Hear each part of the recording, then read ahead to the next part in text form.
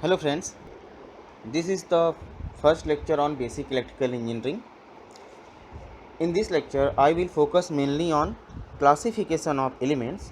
But before going to classification of element, मैं कुछ basic concept पे बात कर लेता हूँ थोड़ा सा. फॉर एग्ज़ाम्पल, आपका जो इलेक्ट्रिकल इंजीनियरिंग के प्रॉब्लम्स होते हैं, इलेक्ट्रिकल इंजीनियरिंग की जितने भी ब्रांच हैं या इनकी जो भी प्रॉब्लम्स हैं, हम उन्हें सॉल्व करते हैं दो तरीक़ों से. या तो हम इलेक्ट्रिक सर्किट थ्योरी की बात करेंगे, इलेक्ट्रिक सर्किट थ्योरी, या फिर हम इलेक्ट्रोमैग्नेटिक फील्ड थ्योरी से इलेक्ट्रिकल इंजीनियरिंग के प्रॉब्लम्स को सॉल्व कर सकते हैं. सो बेसिक इलेक्ट्रिकल इंजीनियरिंग में हमारा मेन फोकस होता है इलेक्ट्रिक सर्किट थ्योरी पे. यहाँ पे हम बेसिकली सर्किट जो भी सर्किट्स होते हैं उनको सॉल्व करते हैं. ओके, सो बाद में हम इसमें मशीन्स भी पढ़ेंगे.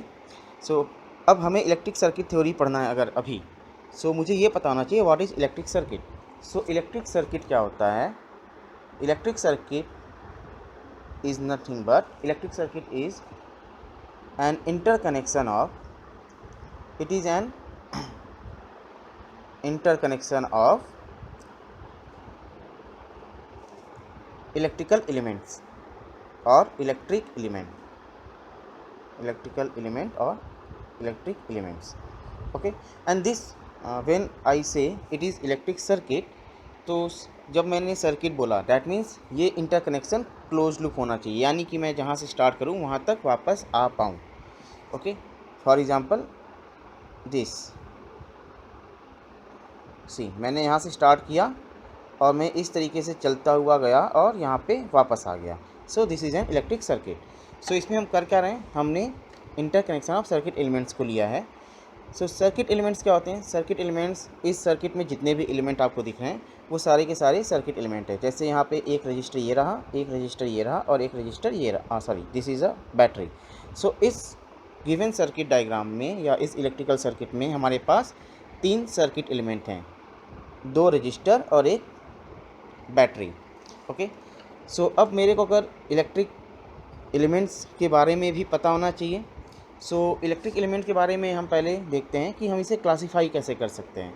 सो इलेक्ट्रिक एलिमेंट्स को हम 5 तरीक़ों से क्लासीफाई कर सकते हैं. पहला है आपका लीनियर एंड नॉन लीनियर, दूसरा है एक्टिव एंड पैसिव, तीसरा है unidirectional and bidirectional. Unidirectional and bidirectional को ही हम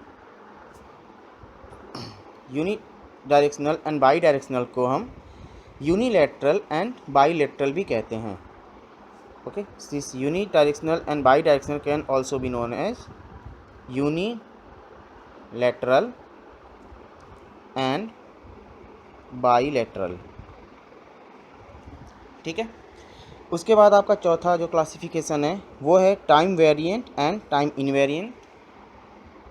एंड देन पांचवा है आपका lumped and distributed circuit element और लम्प्ड एंड डिस्ट्रीब्यूटेड सिस्टम.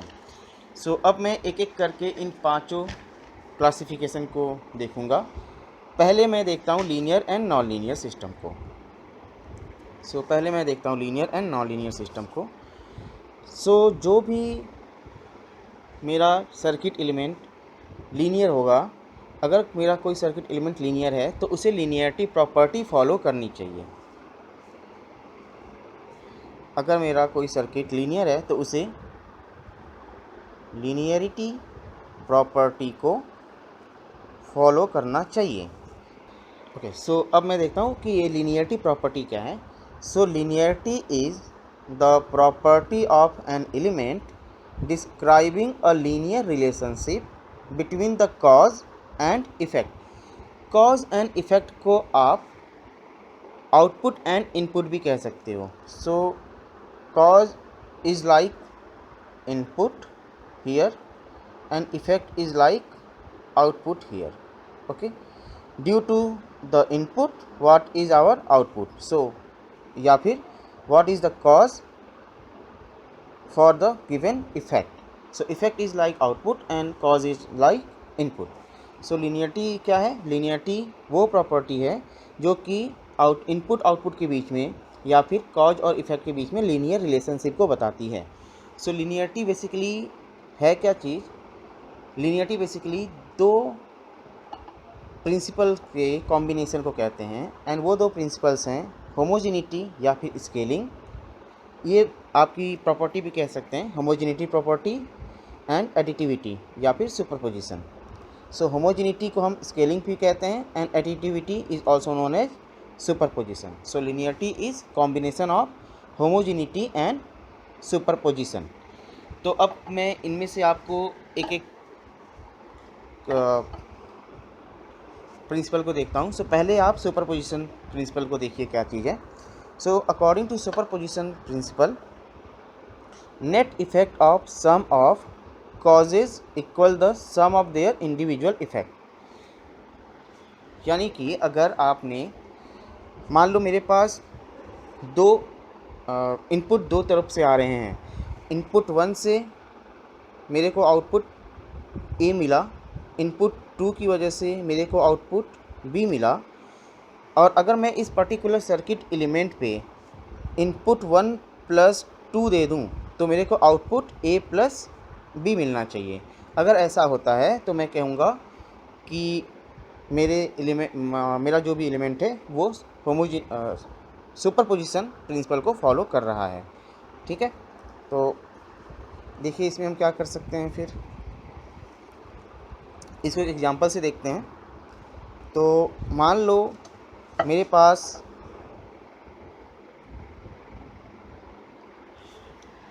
यहाँ पे मैंने बताया है, मान लो मेरे पास कोई फंक्शन है fx, suppose this fx is y।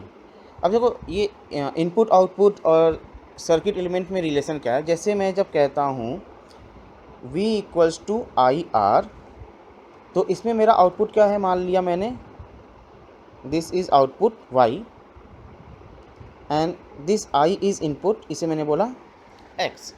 So y क्या है हमारा, fx होता है, आउटपुट y होता है, आपको पता है। सो मैं इसे लिख सकता हूँ fx = y which is what, suppose मैंने रेजिस्टेंस की वैल्यू 5 ले ली, R को मैं 5 ओम ले लूँ, तो मैं इसे लिख सकता हूँ y = 5x।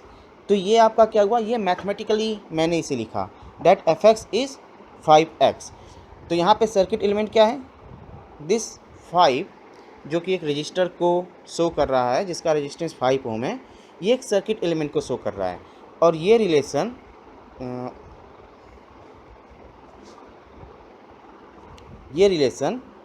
fx = 5x, ये आपका इनपुट और आउटपुट के बीच में क्या रिलेशन है इस पर्टिकुलर सर्किट एलिमेंट के लिए, ये डिनोट करता है। ओके, तो अब मैंने यहाँ पे क्या किया, मान लो मैंने एक इनपुट लिया, मैंने एक फंक्शन लिया, suppose f(x1) which is y1 and दो f(x2) क्या हो जाएगा, y2 मैंने मान लिया। तो अगर f(x1 + x2) is f(x1 + f(x2) which is y1 + y2, अगर ये चीज़ फॉलो होता हो तो मैं कहूँगा कि मेरा सिस्टम या मेरा एलिमेंट सुपरपोजिशन प्रिंसिपल को फॉलो करता है। अब एग्जांपल देखो, मैंने एक फंक्शन लिया fx = 5x, मैंने ये एक एग्जांपल लिया। यानी कि अगर मैं यहाँ पे आपको fx = y = v यानी कि वोल्ट बोल दूँ, एंड x को या इनपुट को मैं मान लूँ करेंट I, तो आपको पता है कि v = IR को मैं मैथमेटिकली इस तरीके से भी लिख सकता हूँ। ठीक है, सो अगर मैंने फंक्शन लिया fx = 5x, तो अब मैं क्या करूँगा, मैं पहले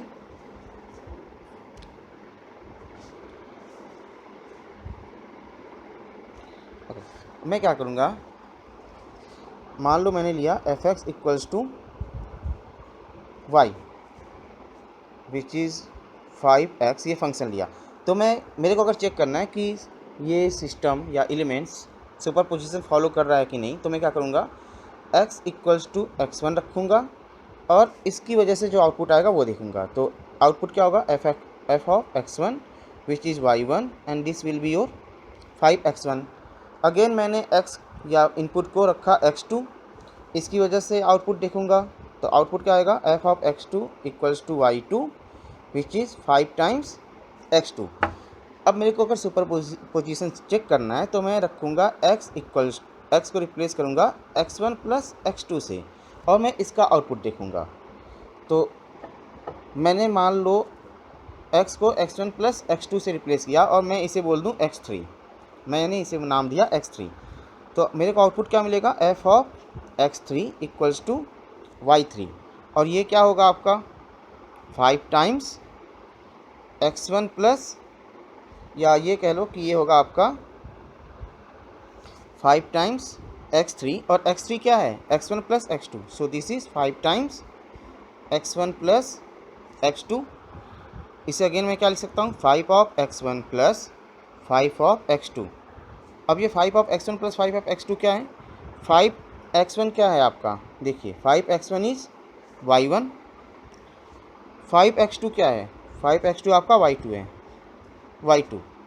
सो y3 is what, y1 plus y2।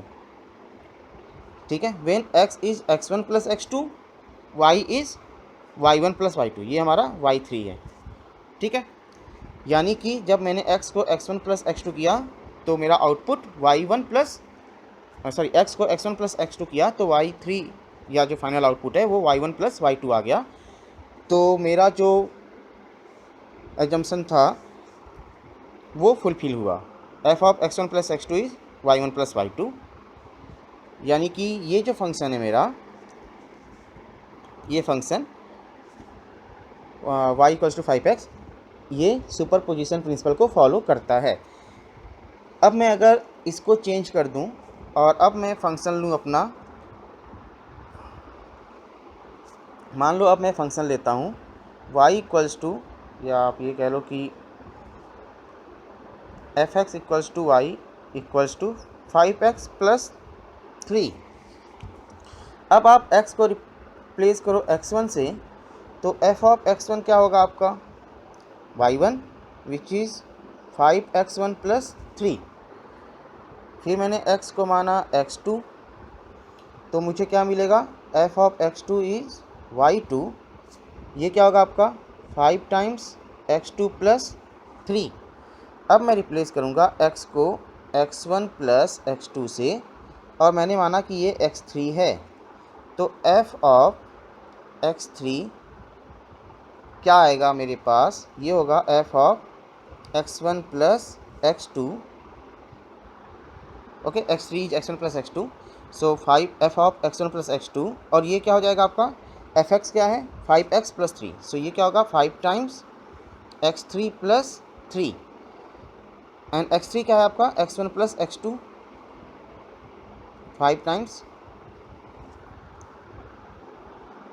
x1 plus x2 plus 3, और ये क्या है आपका, ये है आपका 5x1 प्लस 5x2 प्लस 3। तो अब आप यहाँ से देखो f ऑफ x1 क्या है, तो ये मेरा आया y3। ठीक है, तो अब मैं ये चेक करता हूँ कि क्या मेरा y3 y1 प्लस y2 के इक्वल है। तो अब मैं क्या चेक करूँगा, if y3 is equals to y1 plus y2 और नॉट, मैं ये चेक करूँगा। तो इसके लिए आप क्या करोगे,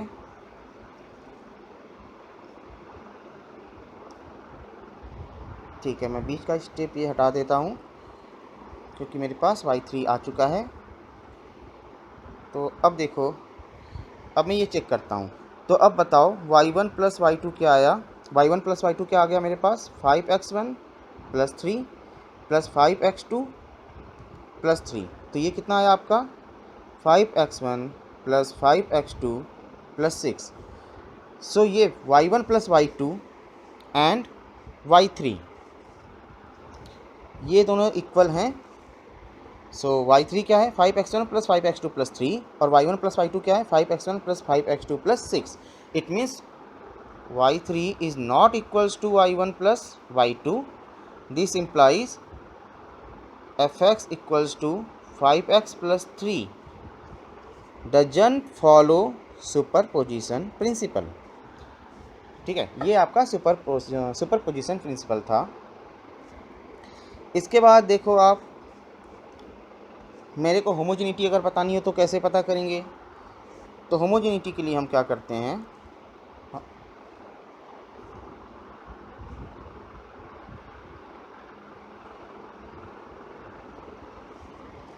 होमोजेनिटी के लिए हम मैथमेटिकली क्या करेंगे, होमोजेनिटी के लिए हमने एज्यूम किया suppose F of X equals to Y. तो अगर मैंने एक्स को अल्फ़ा एक्स से रिप्लेस किया, दिस इम्प्लाइज न्यू वाई जो आएगा, एक्स न्यू कह लो, तो Y new should be alpha times Y. अगर ये चीज़ फॉलो होता है तो मैं ये कहूँगा कि हमारा सर्किट एलिमेंट होमोजेनिटी को फॉलो कर रहा है। अब यहाँ पे आप एग्जांपल देख लो अगेन, तो मैं फिर से वही लेता हूँ आपका 5x वाला example he.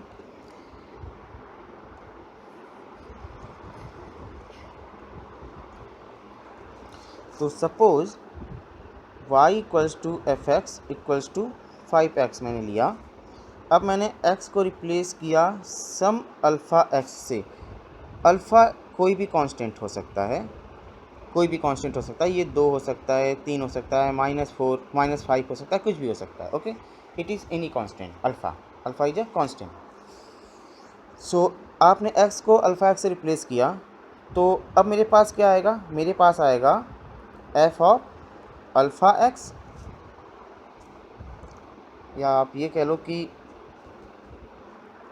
x new is alpha x। This implies y new क्या होगा आपके पास, y न्यू होगा f ऑफ अल्फ़ा x, और ये क्या हो जाएगा 5 टाइम्स अल्फ़ा x। x को आप अल्फ़ा x से रिप्लेस कर दोगे, तो ये क्या आया आपका अल्फ़ा टाइम्स 5x। और 5x क्या है, 5x आपका y है, सो this is alpha times y। सो अगर मैंने x को अल्फ़ा x से रिप्लेस किया तो मेरा जो y न्यू आया वो अल्फ़ा y आ गया।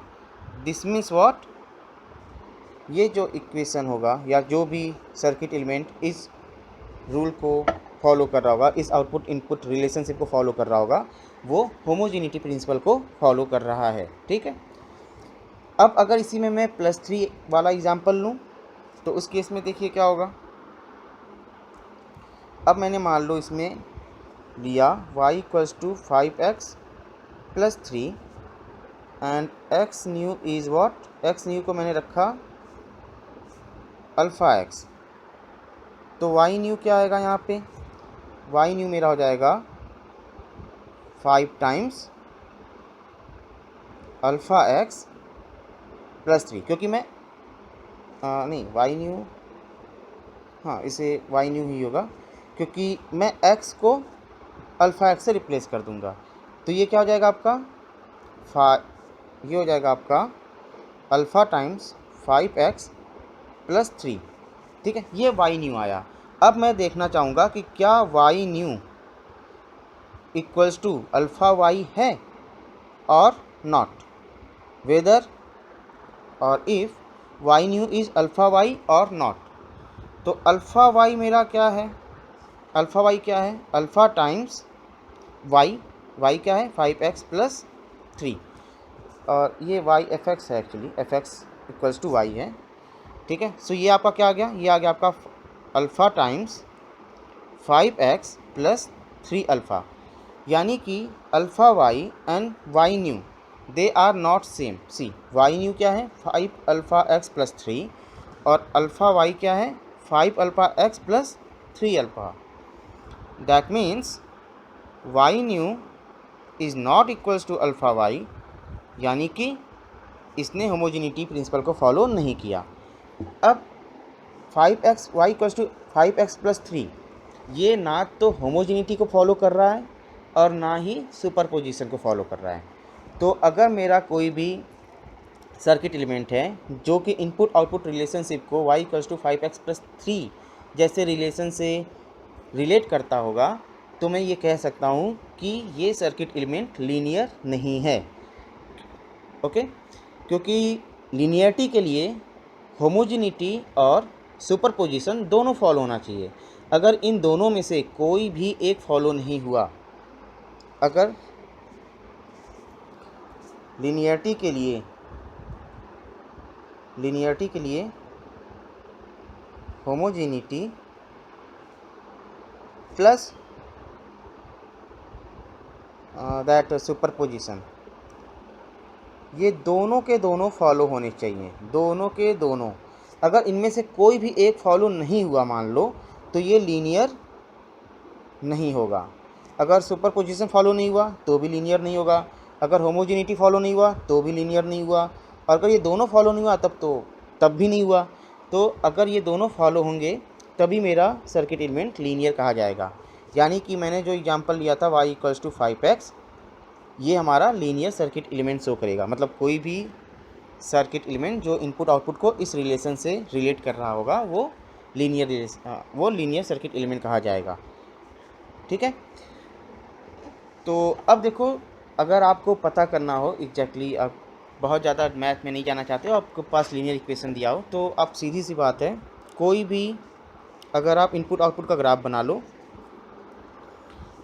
अगर आउटपुट इनपुट का ग्राफ ओरिजिन से पास हो रहा हो और एक स्ट्रेट लाइन हो, तो मैं कह सकता हूँ कि ये जो सर्किट एलिमेंट है या जो भी सर्किट एलिमेंट होगा जो कि आउटपुट इनपुट के बीच में इस तरीके का ग्राफ रख रहा होगा, तो वो सर्किट एलिमेंट लीनियर होगा। रजिस्टर के केस में लीनियर होता है। तो अगर मैं बताऊँ आपको, तो R L, register, inductor, capacitor, RLC, ये तीनों के तीनों लीनियर होते हैं। फॉर द वर्किंग फ्रीक्वेंसी जिसमें हम अभी काम कर रहे हैं, एट वेरी हाई फ्रीक्वेंसी और वेरी लो फ्रीक्वेंसी इनकी प्रॉपर्टी चेंज हो जाती है, बट हमें फ़िलहाल हमारी जो वर्किंग फ्रीक्वेंसी है उस फ्रीक्वेंसी के लिए RLC ये तीनों की तीनों लीनियर होते हैं। ठीक है। तो अब मेरे पास एक और ऑप्शन है कि मैं अलग अलग चेक ना करूं, मैं एक साथ चेक कर लूं। एक साथ चेक कर लूं का क्या मतलब हुआ, मैं अगर इन दोनों को कंबाइन कर दूं, अगर मैं इन दोनों इक्वेशन को कंबाइन कर दूं, तो मैं ये कह सकता हूं कि if f of alpha 1 x1 plus alpha 2 x2 is equals to alpha 1 f of x1 plus alpha 2 f of x2. So this is something like alpha 1 y1 plus alpha 2 y2, where here your y1 is what, या ये कह लो कि y is what, f of x, y is f of x. सो अगर ये relation follow हुआ तो मैं ये कह सकता हूँ मेरा सिस्टम लीनियर है। Okay. If f of alpha 1 x1 plus alpha 2 x2 is alpha 1 f of x1 plus alpha 2 f of x2, then our system is linear. अब अगर मैं एग्जांपल लूँ आपका कैपेसिटर या इंडक्टर, तो मैं आपको कैपेसिटर के लिए बता देता हूँ, इंडक्टर का भी है, आप इसमें देख सकते हो, बट मैं आपको कैपेसिटर के लिए एक्सप्लेन कर दे रहा हूँ। तो मान लीजिए कैपेसिटर है मेरे पास, एंड मैं इस कैपेसिटर में ये ज्यूम करके चल रहा हूँ कि इनिशियल कंडीशंस आर 0, यानी कि कैपेसिटर पहले से चार्ज नहीं है। तो मेरे पास रिलेशन क्या होता है, V = 1/c integral I dt। Okay, V = 1/c integral I dt, that means I = c dV/dt। अब मैंने क्या किया, मेरे पास वोल्टेज को मैं एज ए इनपुट ले रहा हूँ एंड करेंट को एज ए आउटपुट ले रहा हूँ। तो मैंने V को रिप्लेस किया alpha V1 plus alpha V2 से और फाइनल करेंट निकाला। तो जब आप V को alpha V1 plus alpha V2 से रिप्लेस करोगे तो मेरे पास I क्या होगा,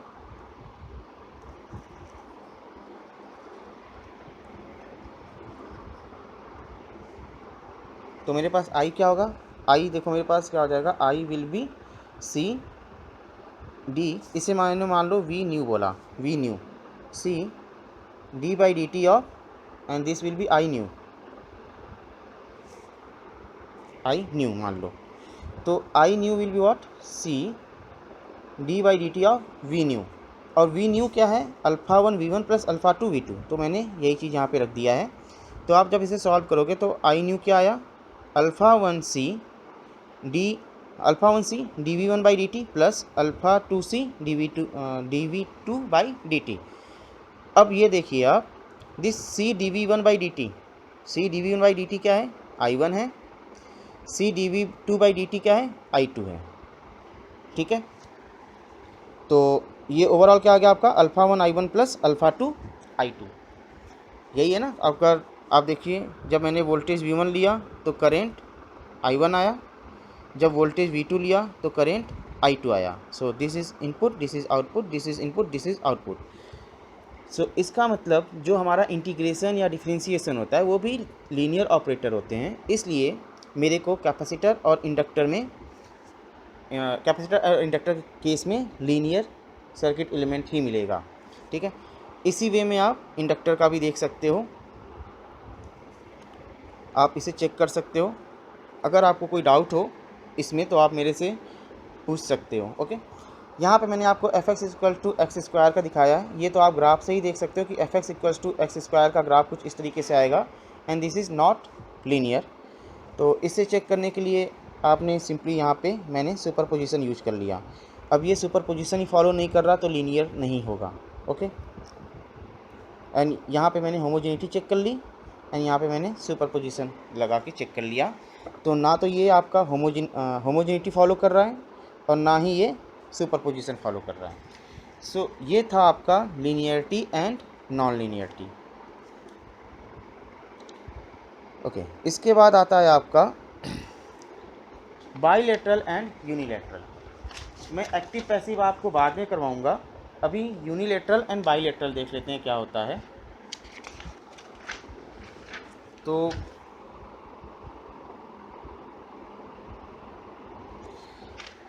देखिए बाईलेटरल की डिफिनीशन क्या होगी या बाईलेटरल प्रॉपर्टी क्या है।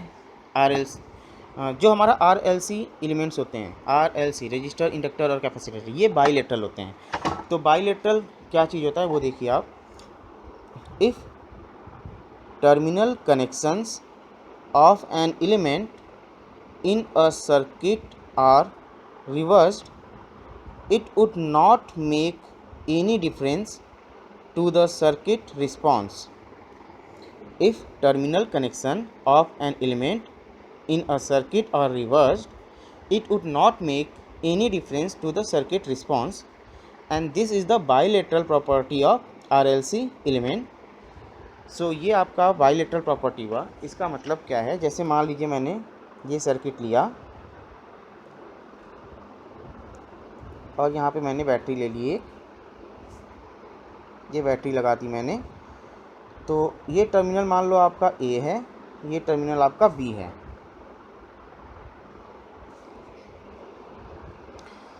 ओके, तो अभी इस सर्किट एलिमेंट की रेजिस्टेंस क्या होगी, R होगी, जो कि इसकी प्रॉपर्टी है। अब मैंने क्या किया, और इससे करंट जो फ्लो कर रहा होगा वो करंट का मैग्नीट्यूड I ही होगा।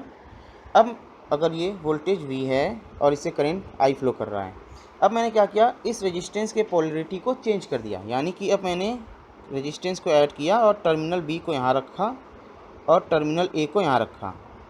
तो मैंने सर्किट एलिमेंट का पोलरिटी या कह लो कि टर्मिनल्स को चेंज कर दिए। अभी भी इसका रेजिस्टेंस R होगा और इसमें जो करंट फ्लो होगा उसका मैग्नीट्यूड I ही होगा।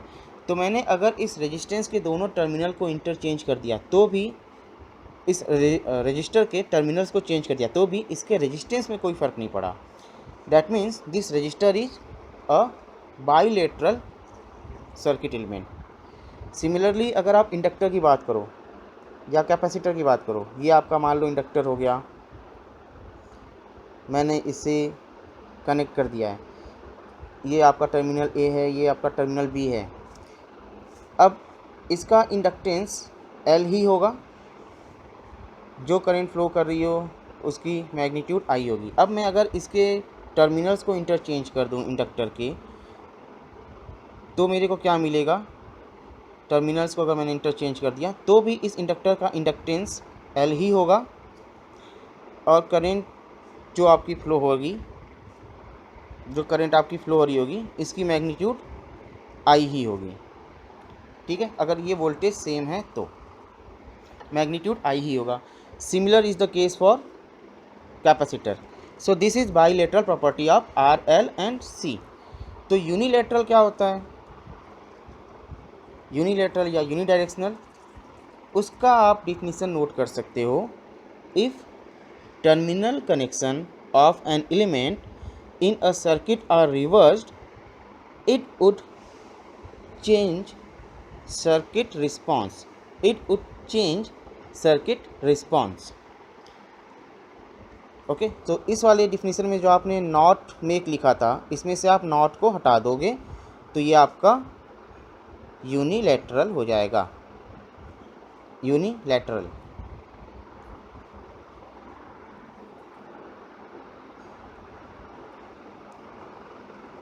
ये आपका यूनिलैटरल हो जाएगा, ठीक है। तो अब इसका अगर हम एग्जांपल देखें तो इसका एग्जांपल आपका बेस्ड है डायोड, सेमीकंडक्टर डिवाइस जो है आपका। तो अब देखिए डायोड के केस में क्या होता है, ये मैंने मान लीजिए पी लिया। आपको पता है कि आइडियल डायोड हो अगर, और मैंने पी एन टर्मिनल हो गए डायोड के, पी को पॉजिटिव से एन को निगेटिव से कनेक्ट कर दिया है, तो ये आपका फॉरवर्ड बायस्ड केस है। इस केस में इस सर्किट को मैं अगर बनाना चाहूँ तो ये सर्किट आपका कुछ इस तरीके से होगा। टर्मिनल मान लो आपका ये ए है, ये बी है, तो A B is like short circuited because forward bias case में डायोड, ये फॉरवर्ड बायस केस होगा। अगर मैंने पी साइड को पॉजिटिव टर्मिनल ऑफ बैटरी से और एन साइड को नेगेटिव साइड ऑफ टर्मिनल से कनेक्ट किया तो हम इसे कहेंगे डायोड इज़ फॉरवर्ड बायस्ड। और फॉरवर्ड बायस्ड केस में diode and ideal diode act like short circuit, ठीक है। तो ये सर्किट आपका कुछ इस तरीके से बना, यानी कि इस केस में रेजिस्टेंस क्या हो गया, जीरो। करंट क्या फ्लो किया, मान लो कोई करंट, ये वोल्टेज वी था, वोल्टेज वी था, कुछ करंट आई फ्लो कर गया। अब मैं क्या करूं, अगर मैंने इस टर्मिनल को इंटरचेंज कर दिया तो क्या होगा, यहाँ पे मैंने लगाया बी, यहाँ लगाया ए, ये रजिस्टर है, बैटरी, और ये मैंने कनेक्ट कर दिया। सो जब मैं डायोड के पी साइड को नेगेटिव साइड ऑफ बैटरी से और एन साइड को पॉजिटिव साइड ऑफ बैटरी से कनेक्ट करता हूँ तो ये आपका रिवर्स बायस होता है, इसे हम रिवर्स बायस कहते हैं। और इस केस में this diode act like a open circuit, means R off diode will be like infinity. तो diode is an electronic device जो कि हम बेसिकली स्विच की तरह यूज करते हैं। फॉरवर्ड बायस केस में it is like close switch and reverse bias के केस में it is like open switch. तो इसका जो इक्विवेलेंट सर्किट बनेगा वो कैसा बनेगा, इसका इक्विवेलेंट सर्किट आपका देखिए कैसा बनेगा। इस केस में हमारा जो ये स्विच था ये ओपन हो जाएगा, ये आपका बी हो गया, ये आपका ए हो जाएगा, और इससे फ्लो होने वाला जो करंट है वो फिर जीरो हो गया। तो सर्किट का रिस्पॉन्स चेंज हो गया। That is why this diode is unilateral और यूनिडायरेक्शनल सर्किट एलिमेंट, ठीक है। ओके इसके बाद हम नेक्स्ट देखेंगे time variant and time invariant system. तो पहले देखिए आप टाइम वेरिएंट सिस्टम, डिफिनीशन मैं बाद में बता दूंगा, पहले आप टाइम वेरिएंट सिस्टम देखिए क्या होता है। कई बार हमारे पास, जब मैं कहूँ मेरे पास ये आइडियल रजिस्टर है और इसे मैंने कनेक्ट किया है वोल्टेज सोर्स वी ऑफ किसी वोल्टेज सोर्स वी से, और ये करंट फ्लो कर रहा है इसमें, ठीक है। मैं जब आइडियल रजिस्टर कहूँगा तो मैं ये मान के चलूँगा कि इसका रेजिस्टेंस फिक्स हो रखा है, बिल्कुल ये फिक्स हो रखा है, ये चेंज नहीं होगा टाइम के साथ, ये doesn't change, this doesn't change with time, ये टाइम के साथ चेंज नहीं होगा, ठीक है।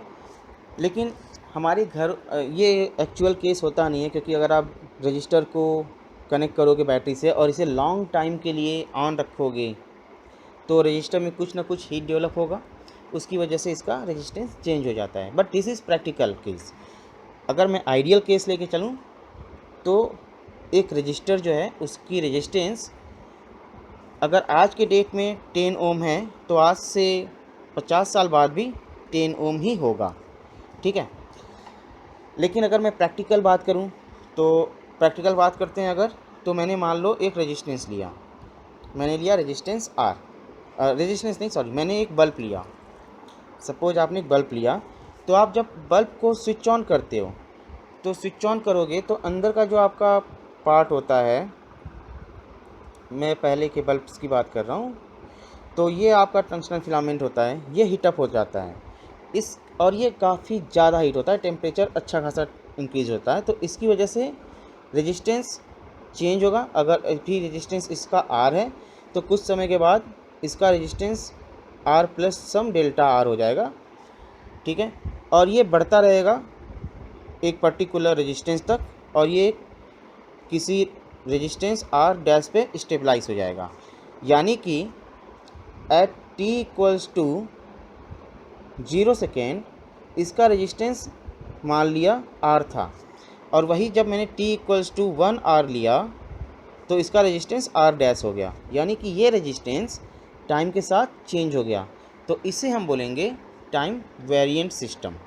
ओके, सो टाइम वेरिएंट सिस्टम क्या है? टाइम वेरिएंट सिस्टम या टाइम वेरिएंट एलिमेंट वो एलिमेंट है जिसकी प्रॉपर्टी या जिसकी वैल्यू टाइम के साथ साथ चेंज हो जाए। ओके, सो टाइम इनवेरिएंट क्या हुआ? सो टाइम इनवेरिएंट सिस्टम क्या हो गया?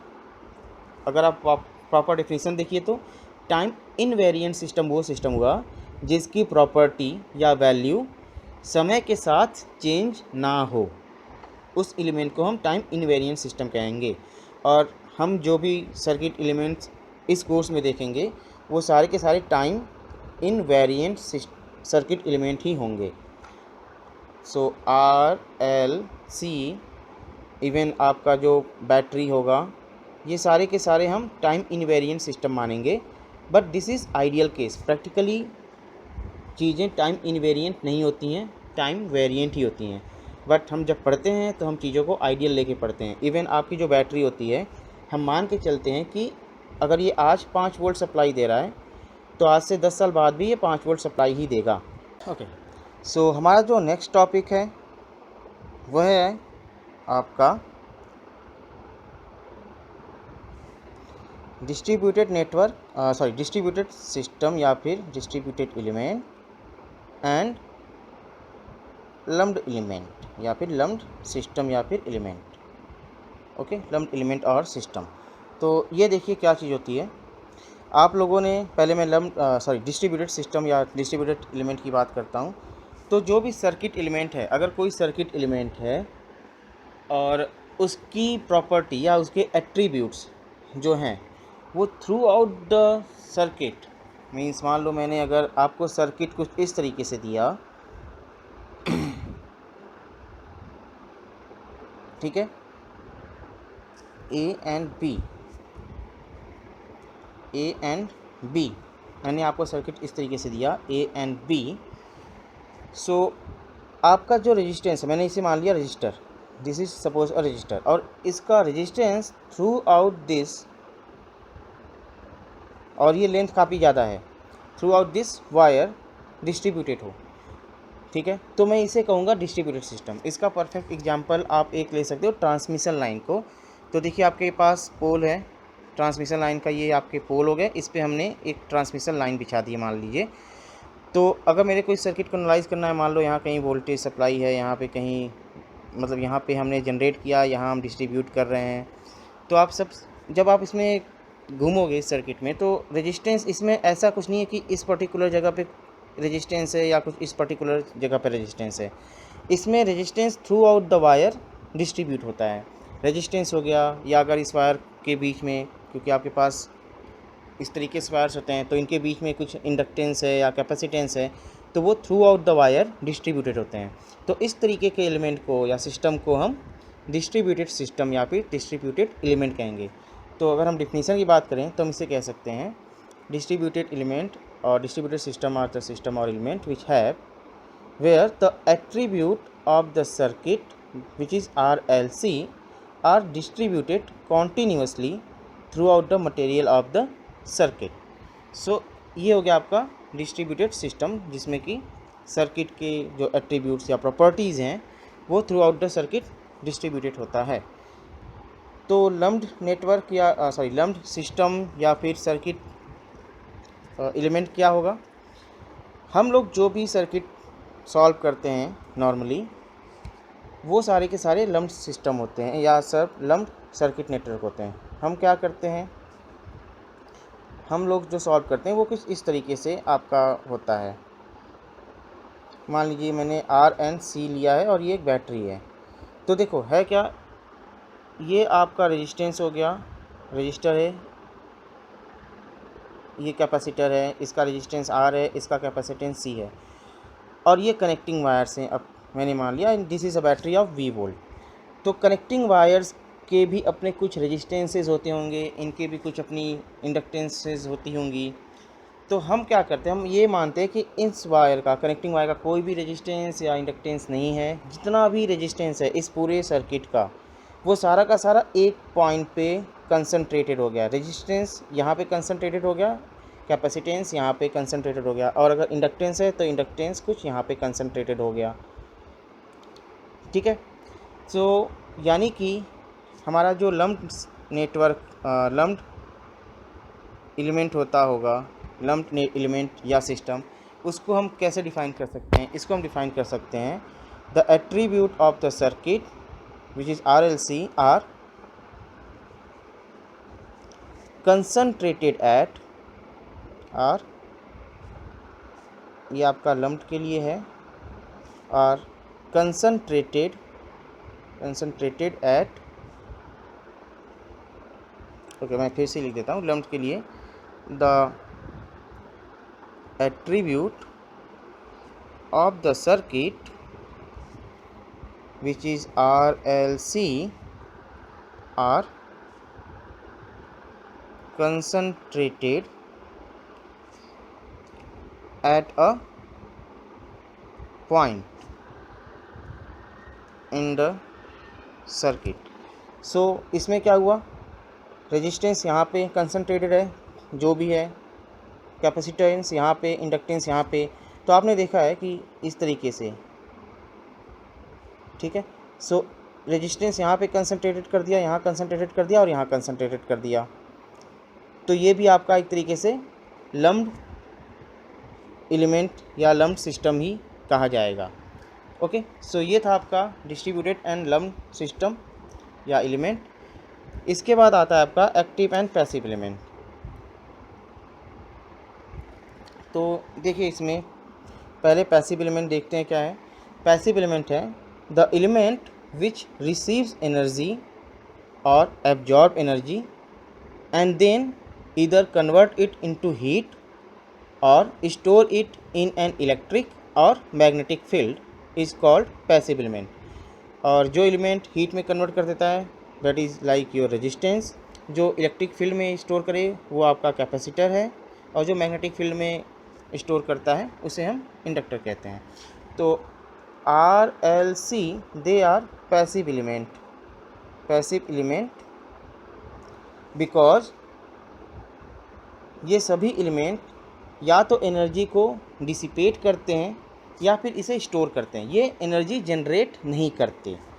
एक्टिव एलिमेंट क्या होते हैं? Active elements are the element that supply energy to the circuit.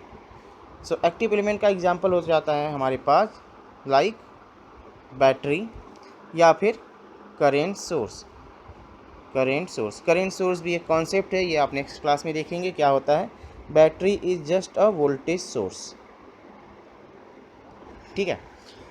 सो अगर अब आप ये देख सकते हैं कि अगर मैंने कैपेसिटर को फुल्ली चार्ज कर दिया, कैपेसिटर को अगर मैं फुल्ली चार्ज कर दूं और उसे किसी रेजिस्टेंस से कनेक्ट करूं, तो आप ये बोल सकते हो कि कैपेसिटर भी तो एनर्जी दे रहा है रेजिस्टेंस को। लेकिन एक कंडीशन और होती है एक्टिव एलिमेंट की कि this energy supply should be for very long time, ideally it should be for infinitely long time, ideally infinitely long time के लिए हमारे एनर्जी सप्लाई होनी चाहिए। और प्रैक्टिकली अगर हम प्रैक्टिकली देखें तो for very long time energy supply होनी चाहिए, ठीक है। बट अगर आपने कैपेसिटर को चार्ज कर दिया और किसी चार्ज कैपेसिटर को लिया V वोल्ट तक चार्ज करके, और इसे रजिस्टर से कनेक्ट कर दिया तो ये बहुत जल्दी डिस्चार्ज हो जाता है। इसका टाइम कांस्टेंट आपको पता है, वो आपके कैपेसिटेंस और रेजिस्टेंस के वैल्यू पे डिपेंड करती है। ठीक है। एक्टिव एलिमेंट वो एलिमेंट है जो एनर्जी सप्लाई करता है for very long time, and passive element वो एलिमेंट है जो एनर्जी को या तो एब्जॉर्ब करता है या स्टोर करता है। बाद में ये सप्लाई भी कर सकता है बट बहुत ही थोड़े समय के लिए, जैसे कि मैंने आपको इस कैपेसिटर में दिखलाया। This is all about your active and passive element and all about your classification of circuit element. Next class में हम डिस्कस करेंगे सोर्सेस के बारे में। In next class we will discuss about sources used in electric circuits. This is your next class. So thank you. अगर आपको कोई भी डाउट हो तो आप लोग पूछ सकते हैं।